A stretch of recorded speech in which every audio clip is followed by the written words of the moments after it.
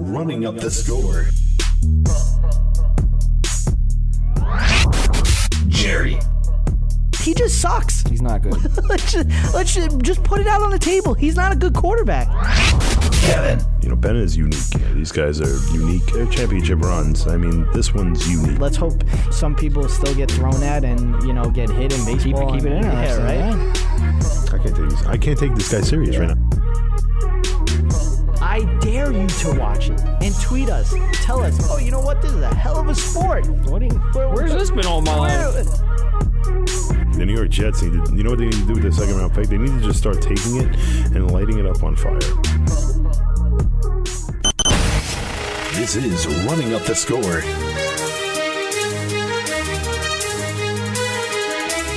And it starts now.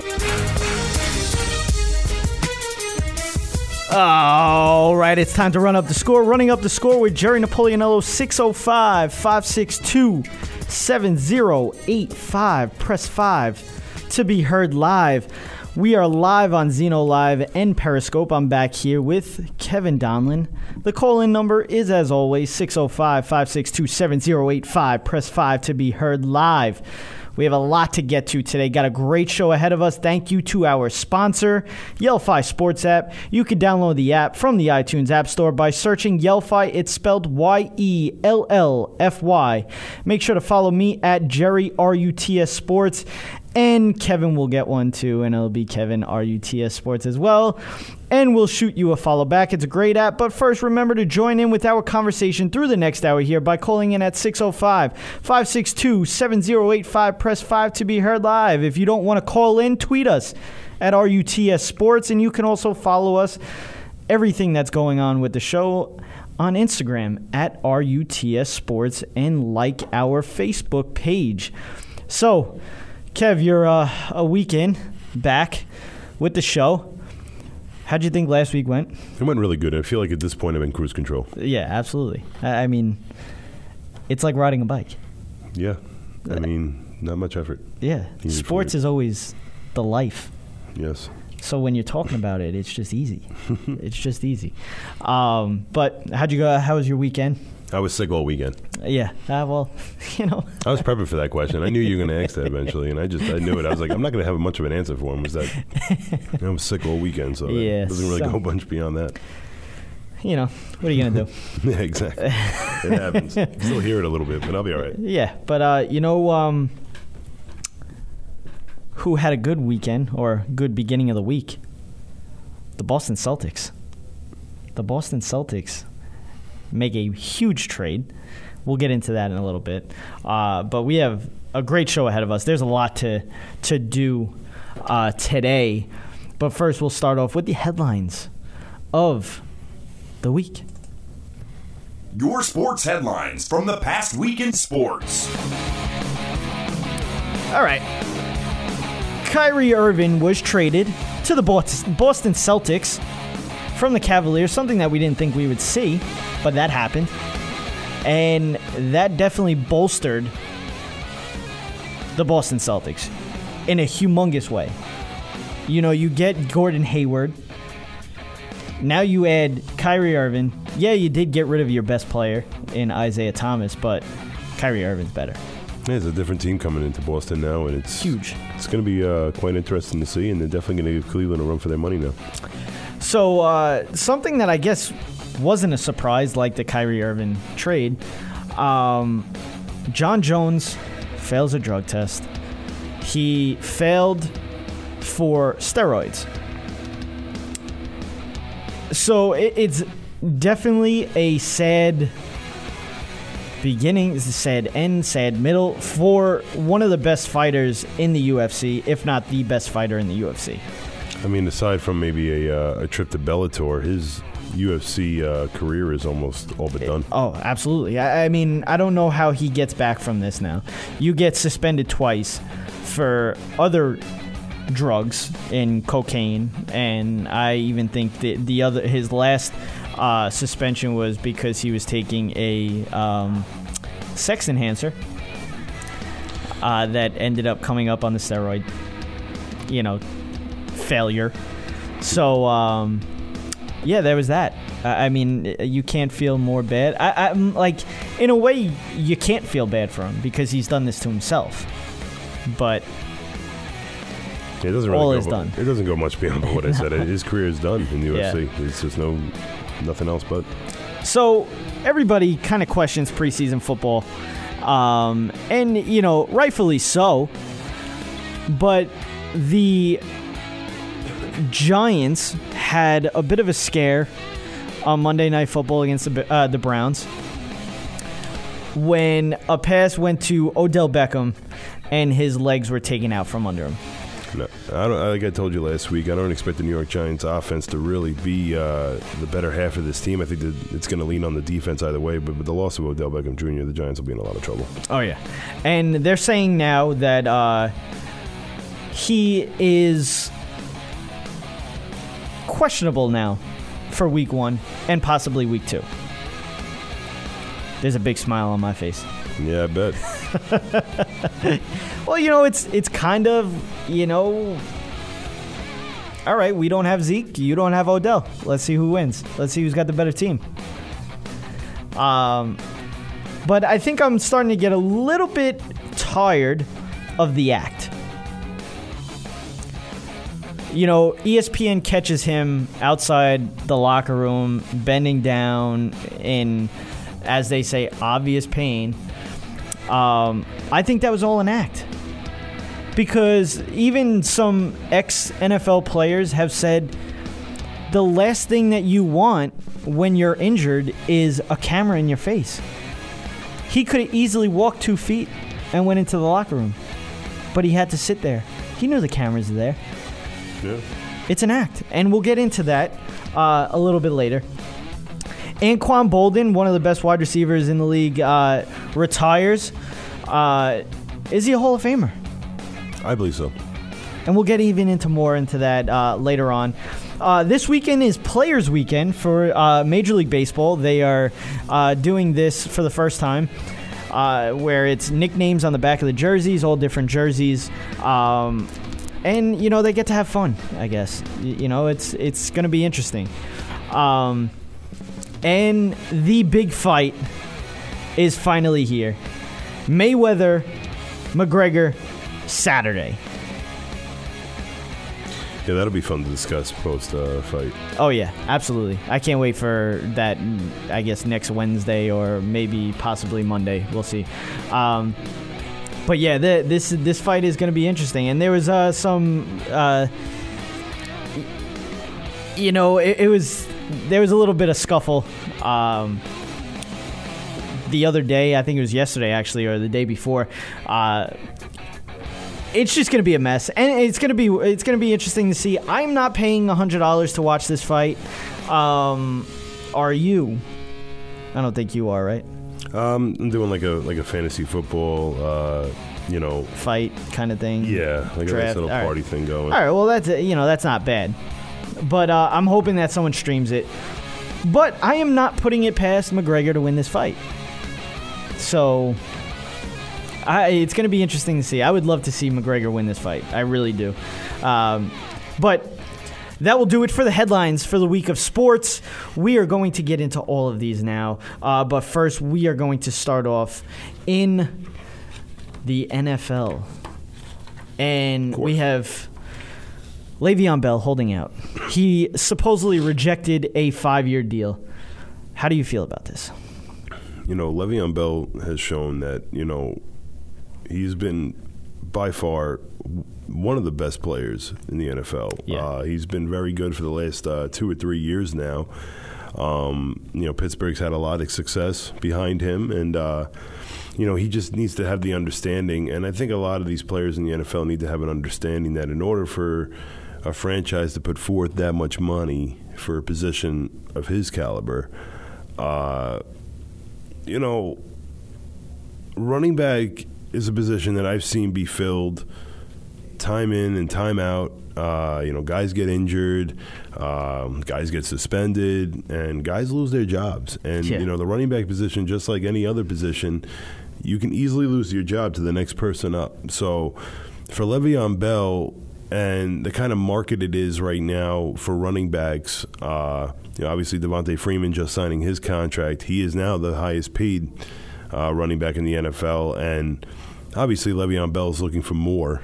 And it's a situation that Pittsburgh and him are both in a stalemate, and I don't see an ending to this for a while. Yeah, I mean, this could possibly go into the regular season. Oh, possibly. I think it's almost certainly going to. It's going to be. It's going to just be a basic, situation of just trying to find that, medium and, for both sides to agree. And you got to remember, Pittsburgh's not just looking to keep a great player, but they're also looking to keep a great player and build a great team around a great player, I mean, they already have a great offense, and, but that's also with Le'Veon Bell in that offense. You've seen some of the best players in the game take pay cuts in order to bring in more talent to give your team a better chance of winning a Super Bowl. And, for a lot of these players, that is a goal that everybody has. Yeah. They want to bring home the Lombardi Trophy. It's a very, very difficult thing to do, except if you live up in New England.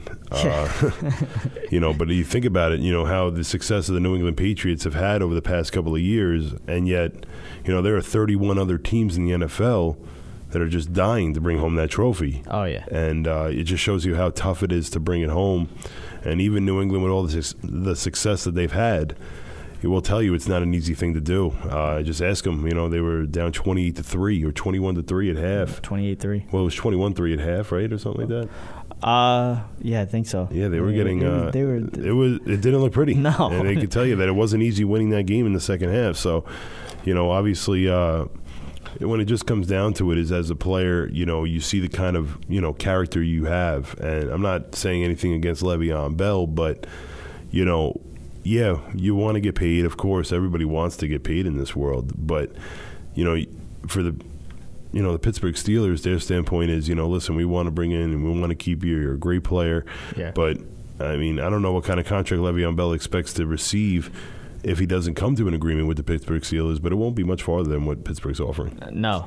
And, I never like when a player holds out. You want to get your money, whatever. But this doesn't help the play on the field when you do come back. I mean, it's almost certain that a guy that holds out and misses camp, first of all, then misses preseason games, then expects to come into week 1 and play and not get injured, it's almost inevitable that a guy that holds out is going to get injured one way or another. They're just not physically ready with the way the physicality that the NFL brings. So, you get Le'Veon Bell back now, it's almost inevitable that this guy's going to get hurt. And it's not going to help the team either way. So him holding out, it's bad. Aaron Donald now is holding out as well. I fully expect him to get signed soon. Absolutely. It should be soon. What it is, Aaron Donald plays a much different position than Le'Veon Bell is. Yeah. I mean, even Pittsburgh's been talking up their third-round draft pick in James Conner as a way of just trying to tell Le'Veon Bell, listen, you don't want to play here. We can always find someone to step in. But the position that Aaron Donald plays is a much difficult position to fill. Yeah. There aren't a lot of great ones. Hence why a lot of them get paid a lot of money. Oh, yeah. And we've seen some of the biggest busts in the world get paid a lot of money from that position.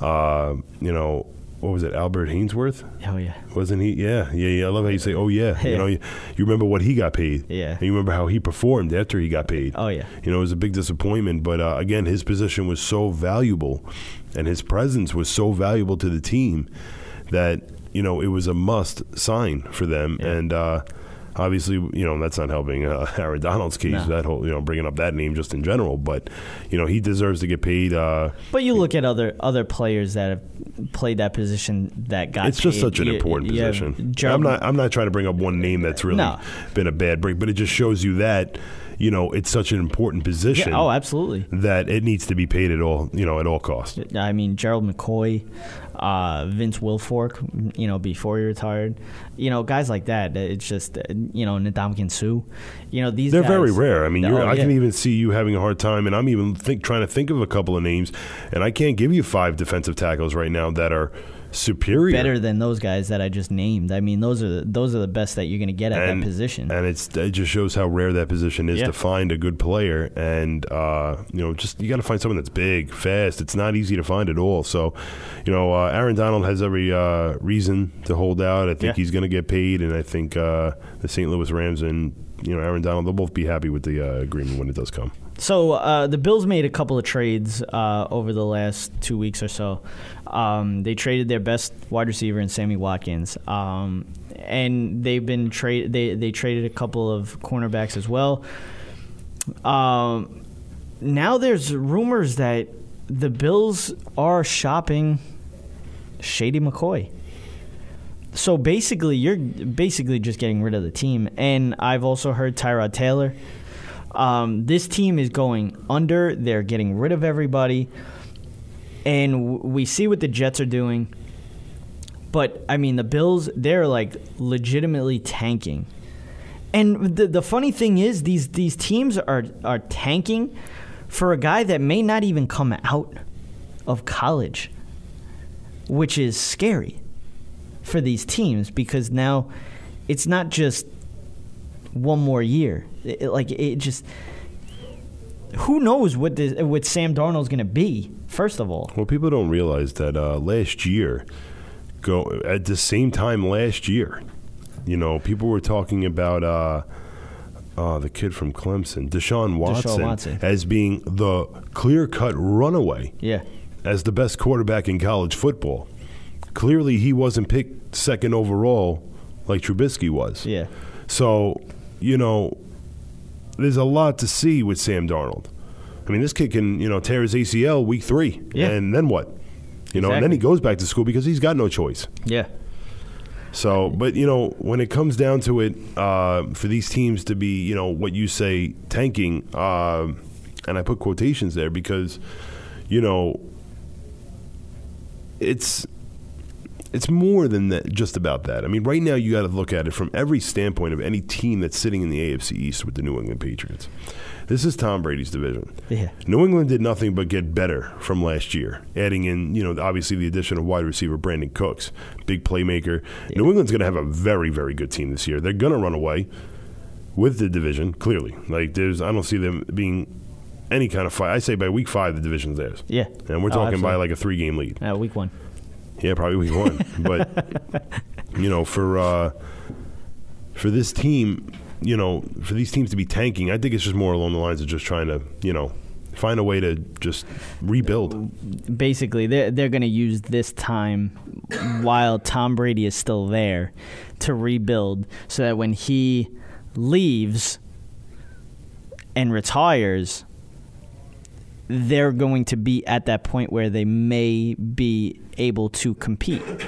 And I understand that. But these teams are they're going to the bottom to do this. I mean, they are literally looking to go 0-16. No. That's the scary thing. No, absolutely. And they're not alone. I mean, obviously with the 49ers, with the situation they were put into was just disastrous. And I just, you feel bad for any kind of 49er fan right now. They looked like a very good up-and-coming team. And it's like with the snap of a finger, their team just went to complete crap. And I think it was just something that was spoken in, the locker room amongst players that just made it difficult for them. So yeah. Anquan Boldin, and actually talking about the 49ers, an ex-49er, ex-Raven. This is a man that, I mean, was one of the best wide receivers in the game for a while. Was always a safety blanket for whatever quarterback he had. I mean, I still remember against the Jets, he literally broke his face. I mean, one of the strongest wide receivers, one of the strongest players in the league. There's, and I asked Kevin, is he a Hall of Famer right before? He said yes, and I believe he is. I think this guy is a Hall of Famer. I mean, if you really look at his numbers, he has Hall of Famer numbers. Do I think he's a first ballot Hall of Famer? Borderline.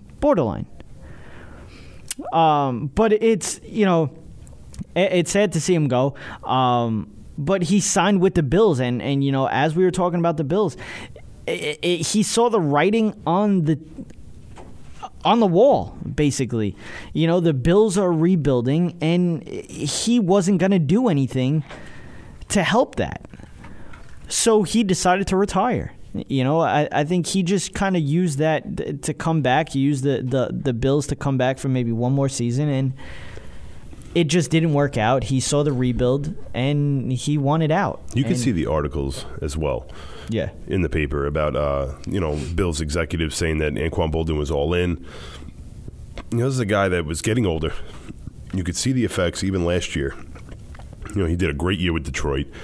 He's just a great player. Yeah. And that's why he is Hall of Fame worthy. He's been a great player for not just one team, but multiple. And it makes a big difference. So, I think for Anquan Boldin, when it comes to saying he's a Hall of Famer, absolutely. Is he a quitter? Absolutely not. I think this was just a situation where I think it was a decision made not just by himself, but by multiple family members and stuff like that. This is something that this guy's gone through a bunch of injuries as well. He's a fighter, and he's a great player.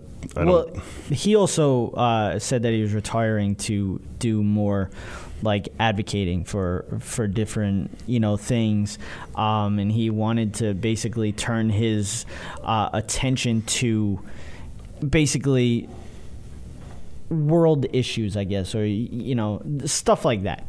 Yeah. But as we're talking about world issues like that, the Browns broke a record on Monday night, and it wasn't for anything on the field. They had the most players kneel for the anthem. And I've been saying this for a while now. I don't agree with the protest. I don't agree with how they do it. That's what I'm saying. I don't disagree with the protest. I don't disagree with the protest. I disagree with the way that they're doing it. That's absolutely. And I've said this over and over again. None of these guys, and including Colin Kaepernick, did they realize what kind of backlash they were going to get when they did it. Yeah, their mind was in the right spot, but they were doing it the wrong way. And they still are doing it the wrong way. Somebody, an NFL player, kneeling for the national anthem is not going to do anything with the issues outside of that stadium. Absolutely. And that's the big picture, is that they think they're protesting to something, and that is what the biggest problem the NFL holds right now, is that, right now it's not doing any kind of an effect besides putting a negative impact on the NFL right now. But, it's something that the NFL needs to really take a hard look at. And the biggest thing is, it's just, and I've said this over and over again, talking about this issue here. The biggest thing is, you're basically going to a sporting event.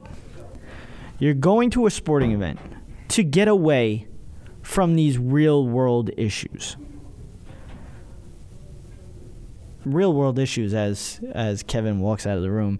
He's still got a little bit of a cold, so he's coughing. He doesn't want to cough on the mic or camera or whatever. So that's the reason why he's walking out. And he'll be back within 2 seconds after he coughs his lungs out. But just people go to games, go to sporting events, watch sports to get away from those things. That's basically it. You go to these sporting events to get away from these things. Obviously, Kevin can't get away from this coughing fit that he's getting into.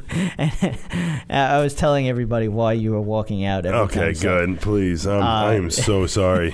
One of those. I told you I was sick over the weekend. I haven't kicked it yet. So I was just basically saying that people go to these sporting events to get away from the real world issues. Of course. And for these guys, that's they're what just sports is for a lot of people. Exactly. And, these people are just bringing these, issues into a living room of people that don't want any part of these real world issues, basically. Mm-hmm. And I understand why people are pissed off at it. I understand why people are for it. I understand both sides of it. But I disagree with it, basically. Absolutely. So, that's my take. That's his take. Whatever. We're going to stop talking about this stuff. Yeah, it's just really... This is where we stop. So I caught up on the recent episode of Hard Knocks today. I DVR'd. I usually miss it because... DVR it, bro. Yeah. It's the best way to go. So I watched it this morning. And so far, through the, 3, 4, 5 episodes that we've had so far, Jameis Winston, I mean, you can't like a guy more. And you just constantly watch this guy. And, I mean, like this episode, did you watch? I haven't been watching Hard Knocks at all. Basically, one thing that caught my eye was last week's episode. They're getting ready for a preseason game, a game that Jameis Winston's not playing in. I believe it was. Or at least he was playing one series. Yeah, tops. He went through the locker room before the game, went up to every player, grabbed them on the back, and said, "I have your back." Walked up to every single player and said, "I have your back today. I have your back today. I have your back today." I mean, like, that's something that you want to see in your quarterback. That's something that you dream about, to have a quarterback like that. Then even this episode, something that also caught my eye. They had a one of those joint practices with the Jacksonville Jaguars. They were playing the Jacksonville Jaguars in their next preseason game, so they practiced like 2 days, 3 days with them. So I guess they started to have like a bad portion of their practice, and Jameis Winston was, obviously visibly aggravated. Wasn't saying anything to anybody else. He was just visibly aggravated. The rookie backup, the rookie quarterback that they have 4 quarterbacks on their team right now. Ryan Fitzpatrick, Jameis Winston, Ryan Griffin, and Cepho something, whatever his name is. That's the one that was standing next to Jameis Winston and said, relax. Don't. And he literally turned to him and says, "No, Cepho, I'm not going to relax. If we're going to practice like this is how we're going to play." And Cepho was like, "Oh, listen, I'm not trying to say turn." And he's like, "No, I know what you're saying, but we have to turn it up here in practice." So everything that I've seen from Jameis Winston is making me like this guy even more. Every single episode. I mean, I can't say anything. There's more. a lot to an NFL player that comes more than just the talent level of the game, and it shows on how much they want to be there. Yeah. And I've seen players with the most talent you can ever imagine, but they don't want to be there. Yeah. They don't want to play football for the rest of their life. They're not passionate for the game. It was something that I even saw from the New York Jets rookie safety they grabbed in the first round. One of the first things he said was, and people just, of course the media found a way to just misunderstand the statement. What but else is new? He said something along the lines that, if I could pick somewhere to die, it would be on a football field. We spoke about this like 2 weeks ago whenever it happened. I loved it. Yeah, it's just a great statement. It just shows the kind of character you have in the locker room, and that's the character you want in the locker room to build a winning team. Yeah. And Jameis Winston showing it with the Tampa Bay Buccaneers, and obviously in the early portions, the Jets are getting some of that from that rookie pick. Absolutely. Hey, Kev, doesn't it get annoying when you're watching sports? Let's say you want to send a text to your friend or tweet something out about the game, or check your fantasy team, coming up with your fantasy drafts very soon. Or, hey, how about you want to go to the game or even set up a tailgate party and you have to go to all these different apps, websites, etc. to do all of that? What if I could tell you could go to one place for all of this? I'm here to tell you there is a place like that. Yelphi Sports app, you can get detailed real-time scores, stats, news, rumors, fantasy news, team and player comparisons, built-in social network feature, which is integrated with Twitter and Facebook, which is cool. Create private one-to-one or group chat with your friends. Buy and sell tickets, host a tailgate party, or even a pickup game. One sports app for all your sports information. Make sure you go download Yelphi Sports app in the iTunes App Store. Yelphi, the only sports app that you need. How can you not like an app? Of course, that's that a lot. You can basically put up a status on the app, and it ends up on your Facebook and Twitter. All at once. All at once. Amazing. And to even have, how many sports apps do you have that you can actually have like chats in, or a group chat, or a private one-to-one chat? No, it's very unique. I really... Absolutely. I'm quite intrigued, to be honest. So when we get back, we're going to get into some Lakers and Pacers stuff. The Kyrie Irving trade, we'll get more into that. Mayweather and McGregor. And, of course, fantasy football. All when we get back, it's Running Up the Score.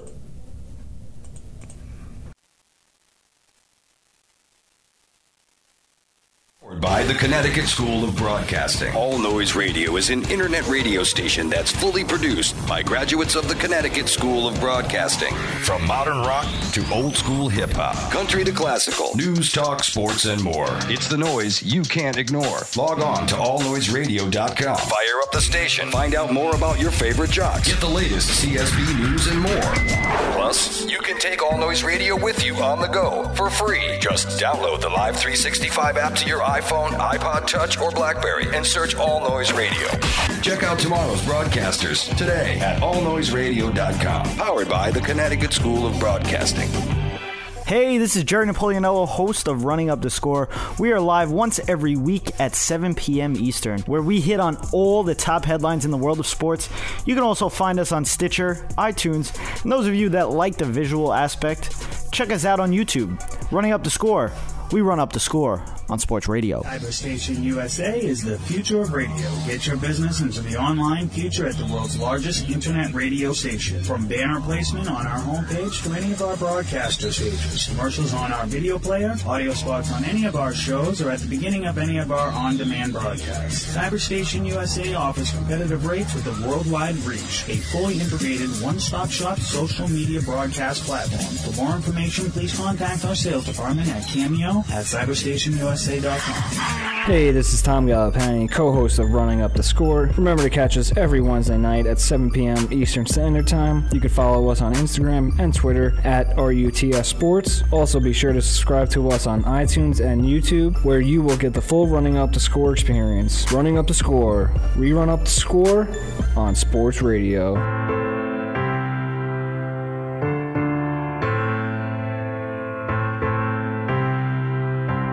Now back to Running Up the Score. Here's Jerry and Kevin. I screamed at the top of my lungs, but my voice couldn't save this home. You're proud of the guns you hold. What's left now? All right, Jerry, there's so much to get into this half hour between baseball talk, Mayweather and McGregor, fantasy football talk. But first, call in at 605-562-7085. Press 5 to be heard live. You can also follow us and tweet us at RUTS Sports, as well as follow us on Instagram at RUTS Sports. Check out our website at rutsports.weebly.com. First, we'll get into this Lakers and Pacers drama. Yeah, so over the past week or so, there was news that came out that the Pacers were basically the NBA was investigating the Lakers for tampering on Paul George. And now the Lakers are obviously under investigation. The Pacers were saying that Magic Johnson tampered with Paul George by trying to bring him in, obviously, while he was still on contract. And the one thing that they are using for this, you ready to laugh? Yes. Jimmy Kimmel. In what way? I'll show you right now. This was Paul George on Jimmy Kimmel, and they also play a part of Magic Johnson on Jimmy Kimmel. So take a listen, and let's see if you understand why the tampering happened. Magic Johnson, who, of course, is the president of basketball operations for the Lakers now, was here a couple of weeks ago, and we were speaking about you.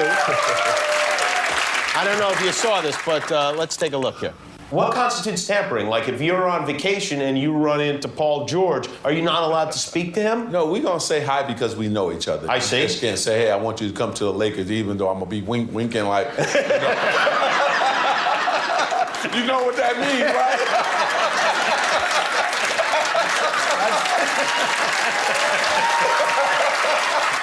All right, so has he winked at you yet?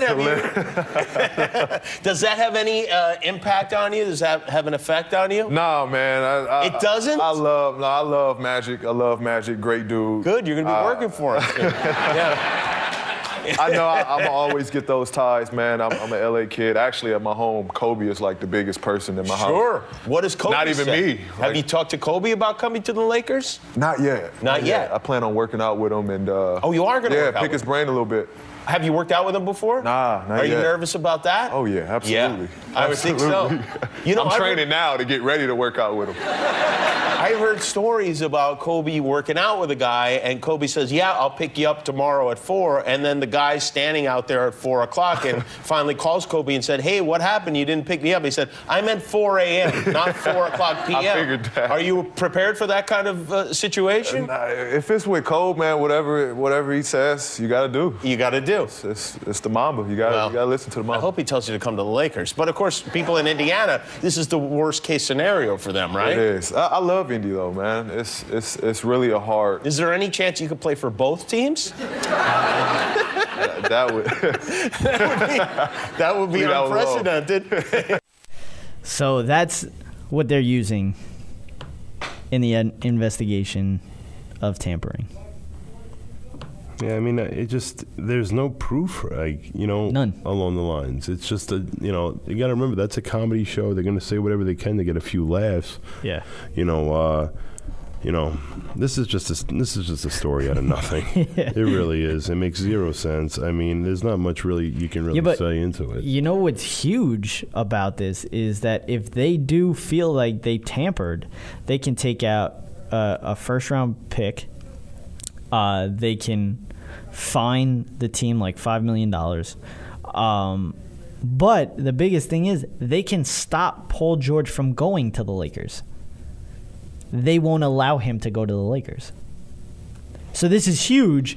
As stupid as the story is, this is huge in a way of what could happen if they do. I don't think that they're going to be able to say, oh, that was tampering. I don't see that. Because if you really think about it, and it was a good point, I heard it on The Herd with Colin Cowherd. You look at the free agent span. Like, you go into the offseason and it's like, all right, June 21st or whatever it is, at 4 a.m., that's when the free agents can sign. We know how long that these contract talks go on for. How is it that 4 a.m. hits and 5 people have signed to contracts? You can't tell me that there was no tampering involved in that. Yeah, you know what it is? It's just like this situation as well as everything else. There's no proof to any tampering. Exactly. So that's, it's just an investigation. I don't think it's much to be concerned about, coming out of it. Because there's no proof in any regard. I mean, they don't have, video cameras with, tape recordings of, Magic Johnson and Paul George seeing each other, going out to dinner in downtown LA. It's just, it's a story out of nothing. This is what I mean. I mean, of course, it's going to make headlines. Of course, it's a very big situation, but I think when a push comes to shove, nothing's going to come of it. Yeah. So Kyrie Irving gets traded to the Celtics. Was it 4 guys are traded? 3 guys are traded in this, including the first-round pick of the Nets. I think it's a great move for both teams. I think it makes the Celtics a better team, and I think it also, makes the Cleveland Cavaliers be in a good situation, come a time where LeBron James is gone, and then so is Isaiah Thomas. So then, here comes a bunch of salary cap on top of having a potential top 5 draft pick with the Brooklyn Nets. I think it's a great job by the Cleveland Cavaliers that they're trying to move on past LeBron James, because from what reports have said, he's out. Yeah, he's out. His contract after this year, or I think it might be next, but I think it's this year. Yeah. This season, he'll be out as a Cleveland Cavalier. So, get a more experienced guy in Isaiah Thomas, a guy that might be able to be willing, obviously, to work with LeBron more and maybe take that role of a second-tier player. But, for Kyrie Irving and the Boston Celtics, you're getting a younger point guard, more of a franchise name for the team. I think it really just... The guy in his prime. I mean, Absolutely. a guy, and in his prime, a very, very good prime. He's very young. Yes. He's still very young. Absolutely. But a lot younger than Isaiah Thomas. Now, you're taking it, going to the Cavs side again. You're taking the Cavs side as they're basically getting all these young guys and Isaiah Thomas to build for post-LeBron. Absolutely. Now, you could look at it the other way. Thomas gives you a great opportunity just as well to win a championship in your final year with LeBron James. Jamison Crowder is a very good defender. They add a couple of good pieces, and then you got Jamison Crowder for to start off your team when you try to do a complete rebuild. Isaiah Thomas will be out at he'll be too old at that point. LeBron James will obviously be out for obvious reasons, and then you try to build a team beyond that, using what could potentially be your first-round draft pick after a year without LeBron James. Not to mention the Boston Celtics' trade, draft pick of the Brooklyn Nets. Grab any player. I don't see Brooklyn being much better in the next couple of years as well. No. I mean, they just traded away their franchise player in Brook Lopez, so that, they're inevitable to not be a good team this year as well. So, I think it's a great move for both teams. I think the Cavs get a much-needed, lottery pick that they're going to need. Obviously, after a season with LeBron James as well, you're not going to get a lottery pick, from your own team. So, hope that the Brooklyn Nets don't have that good of a season, and then all of a sudden, you could somehow have a chance at winning a championship this year, on top of the fact of having a future. Now, I'm looking at it the other way. I'm looking at it totally different than you are. The Cavs can now flip these for other players, better players. To keep LeBron. So either way it could happen. I mean, they could trade Isaiah Thomas. You could trade Isaiah Thomas for really anything. We have to look at it as Isaiah Thomas this past year was one of the best players in the league. So now, if you start to trade, if you trade him, or you could probably keep Crowder because you're probably gonna, most likely Kevin Love's gonna be gone soon. So you have a Tristan Thompson and a Jamison Crowder as your forwards. Then say you trade Isaiah Thomas somewhere. They could use a center. They need a center. So I think that they could take these because you're looking at they got an 18-year-old that was huge or is supposed to be big. They get like we said, the first-round pick for the Nets, so that will most likely be a top 5 pick. Overall, I think they could flip these, and the Red Sox just acquired Rajai Davis from the Athletics. Just now. Okay. Breaking news, folks. And Gary Sanchez has homered again. For the New York Yankees. He's been unbelievable lately. Oh, I know. He's picked it up just at the right time as Aaron Judge is struggling. Yeah.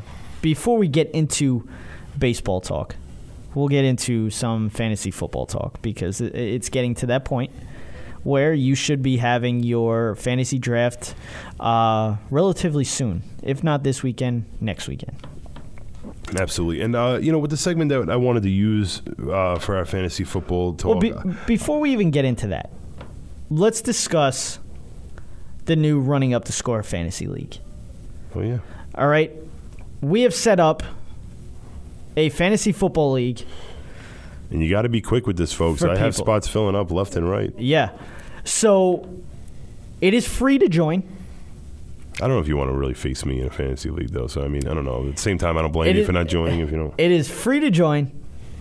The grand prize is $250 StubHub gift card. So you want to go to those games? You have $250 towards those games. Can't beat it. So I will put up the information on Twitter, Facebook, Instagram. Giant fans out there, you make that playoffs, and then all of a sudden you got yourself playoff tickets right then and there for winning your fantasy league. So find them all. RUTS Sports on Twitter, on Instagram, and you can type in RUTS Sports on Facebook, and you will get us as well. So join. It's going to be fun this year. I might even, depending on the demand of the amount of people, I might split it into 2, maybe 3 leagues, possibly 4, depending on how many people we get. Yep. So this will be a lot of fun. So join if you like fantasy football. And now we get into fantasy help. We help you in fantasy football. What I was getting into was basically along the lines that in this segment, I kind of want to just go along the lines. We got fantasy drafts. Main fantasy drafts are going on this weekend. Most likely you're going to be drafting this weekend or maybe early on in the week next week. And I just want to go round by round with players that, are going in a certain round, but you don't be shy. I mean, you see on ESPN rankings, you see on Yahoo rankings, certain guys going in certain spots. You want to be able to, draft the best possible player. But here's the player that I would draft before basically where they're supposedly going. And, maybe you could call it over-drafting, but it's also smart drafting. Yeah. And there's a lot of potential reasons for other, and just, again, you're trying to play it safe at this point. In the first round, obviously you're safe with a player like David Johnson, Le'Veon Bell, Antonio Brown. If you got any of those 3 picks, you're in a great situation. And I think anyone that's playing fantasy football this year knows that as well. But when it comes to the 4th, all the way up to your 12th overall pick, for me, the pick that I'm taking at number 4 will be Michael Evans. Or Mike Evans, whatever you want to call him. But I'm going Michael because that's how firmly I want to go with this. This kid's going to be a great player. He's going to be a consistent performer. I mean, it just goes to what I was saying before about Jameis Winston. I think Jameis Winston's going to turn that corner even more. But you see these rankings. You see Julio Jones sitting there. You see Shady McCoy sitting there. You see Odell Beckham Jr. sitting there. I'm looking at injury risk. I think Mike Evans is your best hope to have a consistent season. And then as well in the first round, another name I would go with would be Melvin Gordon. Well, listen, with when it comes to LaShawn McCoy, first of all, you're looking at a very bad team in the Bills, and they're getting worse. And he might be on a different team, so you don't even know what team he's going to be on. Again, it could be splitting carries. It's a rough situation for LaShawn McCoy. Again, when it comes to the first round, for me, my 3 names coming to mind are Mike Evans, Melvin Gordon, Devontae Freeman. If you can grab one of those 3 guys, I'd be sure to do it. Obviously quarterbacks could go, and these guys could drop. But if you have a pick in the first round, that's where I'm going. Okay. And then we move to the second round. And the second round ends with about Jordan Howard and starts with Michael Thomas. And out of these names, you got Michael Thomas, DeMarco Murray, Jay Ajayi, T.Y. Hilton, Leonard Fournette, Todd Gurley, Des Bryant, Doug Baldwin, Brandon Cooks, Amari Cooper, Lamar Miller, Ezekiel Elliott. That's the ranking I'm looking at in the second round. So those are 12 picks in the second round. And we'll add Rob Gronkowski into it because Rob's going to go into the second round. You think so? Yeah, absolutely. Rob Gronkowski is a second-round draft pick. If you let him get to the third round, then you're smart for getting him in the third round. Yeah. But he'll most likely go in the second round. And out of these names right here, I do see a lot of injury concerns and a lot of performance concerns. You got a lot of people out there that aren't liking T.Y. Hilton. I don't see a reason why. I see Andrew Luck, eventually coming back by week 2, and I see it being a smooth sail for T.Y. Hilton. Another great year for him. I don't see where the drop down for him is going. Makes no sense to me. I have him above Michael Thomas right now. There's always been a lot of weapons in the Saints. I know Michael Thomas is a great talent, but Drew Brees spreads the ball. They got 3 running backs on that roster now. You're looking at a different Saints team. Leonard Fournette with the injury risk. This is a guy that is probably not going to go in the second round. For me, I'm not going anywhere near him. Yeah. If he wants to drop to the third round, again, we're talking. But as a safe pick in the second round for me, you can't get any more safe than Des Bryant. You're looking at possibility of Ezekiel Elliott missing half a season. Even if it's getting shrunken down to 4 games, you're still looking at 4 games of Des Bryant. And Des Bryant is a very good wide receiver. Okay, for him to be ranked below, to be below Michael Thomas and T.Y. Hilton to me is just that's a joke. It's scary, and I'm not even trying to say I know you're a big Dallas fan, but I'm letting you know from a standpoint of just straight strategy. Dez Bryant has always been a consistent performer, a top 10 wide receiver. I don't think that's more on Dez Bryant. I think that's more on Dak Prescott. I think many people are worried about Dak Prescott getting the ball to Dez Bryant other than I just don't see anybody else in Dallas that he should be targeting as a main. You got to remember, there's no pressure on Dez Bryant to perform. No. There's a lot of pressure on Dak Prescott to perform. But that's what I'm saying. So which way are you going to go to perform? Are you going to go to Cole Beasley, or are you going to go to Dez Bryant? It's just a rational thing. And that is Dez Bryant's goal line, too. That's another thing. Ezekiel Elliott owned that goal line last year. There's no doubt about it. And the fact that Dallas has a 1-2 punch in the goal line makes them unpredictable in the goal line. Yeah. But Dez Bryant is always and has always, no doubt, ever been doubted a very good goal line threat, which a lot of these receivers, I don't see a guarantee in being a goal line threat. T.Y. Hilton's a big play guy. Michael Thomas, I feel like we still haven't seen enough of him yet. Even Jordy Nelson, with the bunch of options you have in Green Bay, I mean, anybody can score 3 touchdowns in one game. Now it's more going to be Martellus Bennett as your red zone. I've seen Devontae Adams catch 3 touchdown passes in a game. I've seen Randall Cobb catch 3 touchdown passes. But I'm saying more so. I'm just saying that there's no. Line. I know. I'm just saying there's no reason why Dez Bryant should be where he is, and I think he's a very safe second-round pick. And the same thing I would go with Amari Cooper. I think he's a very safe second-round pick, and even so, I'm one of the believers that Todd Gurley's going to have a very bounce-back season. Because I think Jared Goff's going to have an upgraded season. Yeah. Now, my question is, when do you take your quarterback? Because everybody, different people take them differently. Some people will take them number 1. Some people will take them in the 3rd round, 5th round, whatever. Where do you take your quarterback? No, my quarterback's going late, and I'll get into that a little bit more. I just really want to finish up on the first 5 rounds of people's drafts, and then after that, we're going to go into when I quit, because you're going to see. You're going to get my answer right now, because you're going to catch my 5 first rounds, and none of them are going to be a quarterback. Yeah. Listen, there's no going wrong with going with Tom Brady or Drew Brees or Aaron Rodgers in one of these rounds, but this is a year where you're looking at a lot of quarterbacks sitting in areas that are very talented, and you look at the talent around them in position players, it's just not the same, and you're not in the same boat whatsoever. But again, those were my second-round picks. That included Gronkowski. Again, just a big risk in the second round. I mean, if you want to go ahead and make that risk. He's hurt every year. He is. He legitimately is, but when he is on the field, he is just a dynamic difference maker. So in the third round, we move on. We go to Isaiah Crowell, Demaryius Thomas, Marshawn Lynch, Terrell Pryor, DeAndre Hopkins, Carlos Hyde, Alshon Jeffrey, Michael Crabtree, Keenan Allen, Joe Mixon, Christian McCaffrey, Devontae Adams, Golden Tate, Ty Montgomery, Dalvin Cook, Jordan Reed. And that's your second round. Oh, your third round, I'm sorry. Dalvin Cook is one of the last names I told you. And this is a guy that, people are talking about that offensive line being a struggle, and this guy's going to be a 3-down back. You can't ask for anything better coming out of the third round, especially with the way I think running back has been very, very thin all season. The fact that guys like Carlos Hyde are going ahead of him, Joe Mixon, who doesn't even have a guaranteed starting job right off the bat, and even if he does have the starting job, it's definitely going to be a split. I think Carlos Hyde's a bust this year. I just think, I don't think Carlos Hyde gets the performance, just because, again, like we talked about with the fact that, you need your team to be able to move the ball. I think Demaryius Thomas, where he's ranked, is just a crime and a half.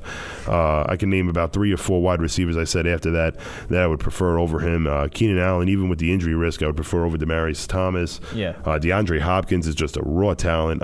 He's had the worst of quarterbacks and still performed.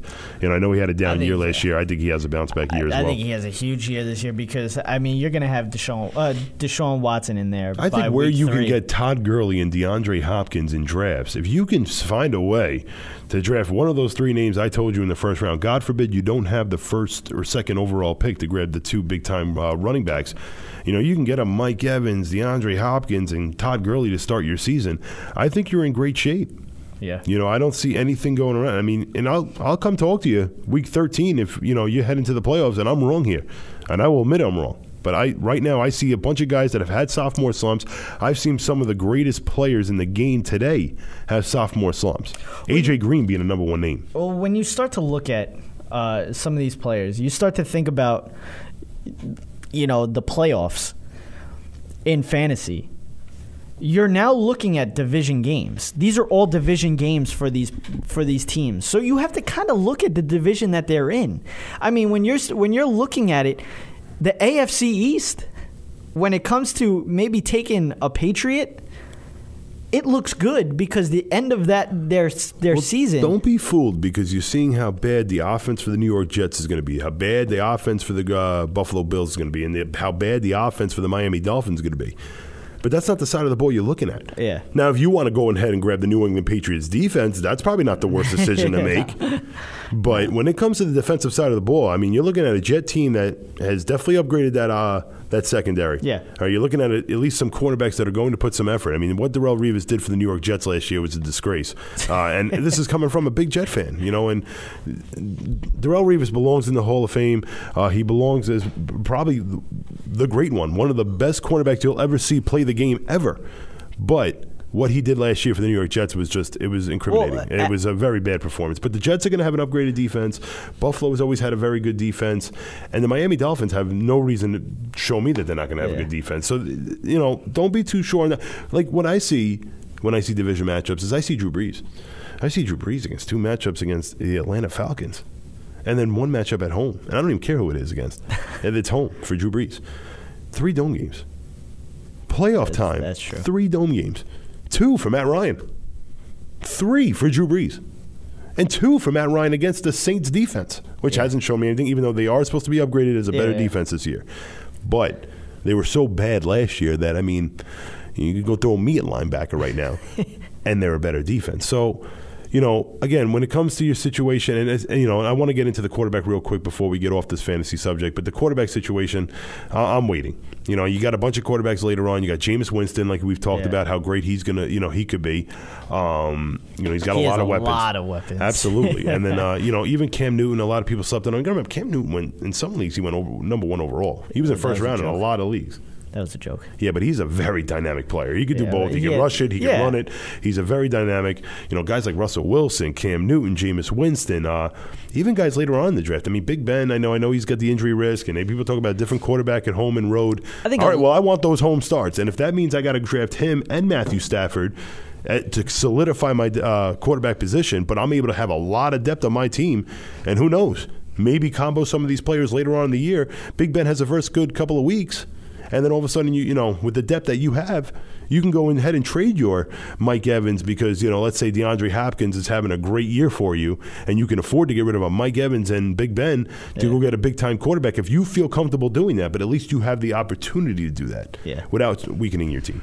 Yeah, I mean, overall, there's just, obviously people are going to take quarterbacks. Of course. First. I just feel like for any team doing that, I mean, especially in a 3 wide receiver, 2 running back, 1 flex, a tight end, it's just too much positions that you need to grab in the first couple of rounds. And I can go into this ranking right now and show you the players surrounding Cam Newton, we spoke about the one position that is one of the hardest, other than running back, one of the hardest positions to draft is the tight end position. You start waiting on your tight end, there's not much out there, that's going to produce like the top 6 or 7 tight ends in the league. But Dak Prescott is a guy that you can get later as a quarterback. You can probably get later, and he will get you those rushing touchdowns. He will get you those passing touchdowns as well. He might not light it up, but he's going to be careful with the ball. He doesn't throw many interceptions. He's right. I mean, this year he had 23 touchdowns, passing touchdowns, 4 interceptions, and he had I think 8 or 9 rushing touchdowns. Well, I just want to give you a list. I just want to give you a list of the names going around the area where you see Derek Carr and you see Jameis Winston, Dak Prescott. That's what I mean. Derek Carr actually, according to Pro Football Focus, apparently he has the toughest schedule for a quarterback facing. That's what I've read. But I mean, again, Football Talk is stupid. I know. You're right. But I'm saying, but you look at the names that are around these names, like Cam Newton, you look around the names surrounding him, Kareem Hunt, who actually I'm a fan of, but, Cameron Meredith, who's a number one wide receiver possibility in Chicago. But again, I'm not going. I mean, this guy better be a number 4, number 5 wide receiver on my team to take that kind of chance. What about a Kevin White? What happened to him? I think this guy was supposed to be so good coming out of the draft. Again, just the situation with Chicago and the running, the passing game. Again, these are the picks. I mean, Mike Wallace in Baltimore now. You got to remember they added Jeremy Maclin. What's the deal with Joe Flacco and his injury? And then Doug Martin missing the first couple of weeks. Jaquise Rogers has 3 good weeks in a row, folks, and they're winning Tampa Bay. Guess what? Doug Martin doesn't go back and do a feature role, just like with the snap of your fingers. Yeah. Adam Thielen, who was a good player here and there for Minnesota last year. Eifert, who I'm actually a fan of. But then you got Matt Forte, Rashard Matthews, James White, Derrick Henry, Jaquise Rogers, Corey Davis, C.J. Prozis, Duke Johnson, Giovanni Bernard, Darren Sproles, Jordan Matthews, Corey Coleman. I mean, that's what you're getting in that area with these big-time quarterbacks. Yeah. That I think are going to be capable to be a quarterback and a successful one on your fantasy roster, as opposed to guys like that you're going to be passing up. To grab guys like Aaron Rodgers and Tom Brady, you're going to be passing up on guys like Dalvin Cook, Devontae Adams, Christian McCaffrey, who I'm a big fan of. The more and more we get into this preseason, Bilal Powell, who's potentially a workhorse for the New York Jets, Kelvin Benjamin, Greg Olsen, Mike Gillislee, who's potentially supposed to be the number 1 for New England. I'm not touching him with a 10-foot. Pole, Martavius Bryant, who I'm a big fan of this year, Sammy Watkins, Jameson Crowder, who I'm a big fan, Spencer Ware, starter, Adrian Peterson, Brandon Marshall, Mayor Abdullah, who I'm actually becoming more and more of a fan of as well, Pierre Garçon, Willie Snead. These are the guys you're going to be passing up on to get these big-time quarterbacks. So, again, it's just a manage of what you feel like is the best possibility to get yourself the most value. Absolutely. We're going to transition real quick before we even, we're basically at the end of the show. How about the umps protesting this past week? They protested basically for one game, but they wore white armbands, Well, what Ian Kinsler said was completely disrespectful. You got to remember how difficult. But I agree with it. Angel Hernandez should not have a job. He is horrendous. But I just thought it was funny that they protested. They have every right to do that. I think what Ian Kinsler said is, listen, if you have a problem with an umpire, you say what you're going to say on the field, in which the cameras and the media doesn't get a hold of it. The one thing you can never do is let the media get a hold of that kind of stuff. And what Ian Kinsler did, I don't care if he's right or wrong, it's the wrong thing to do, and I think the umpires had every right to do what they do. It's a very difficult job. Listen, if these guys are allowed to kneel with the national anthem, I mean, the umps can wear an armband for protesting verbal abuse. I don't really care about that. It shouldn't even be in the same boat of conversation, but that's what the media does. All right, so the big fight is on Saturday. Who's your winner? I'm going McGregor. Me too. I just want him to win. So do I. I mean, it's a good bet, too. It's a good bet, too. I'm not betting. My head says Mayweather because I don't think anybody could touch Mayweather. Mayweather's one of the best fighters I've ever seen. But, my heart says McGregor. I'm the same way. You want to see McGregor back up the talk, just like we've always wanted to see him do it in the UFC. You want to just see him do it to Mayweather as well, but it won't happen. And it probably won't happen. The news is the Little League World Series will be testing for steroids. I wouldn't be surprised with these kids the size that they are, man.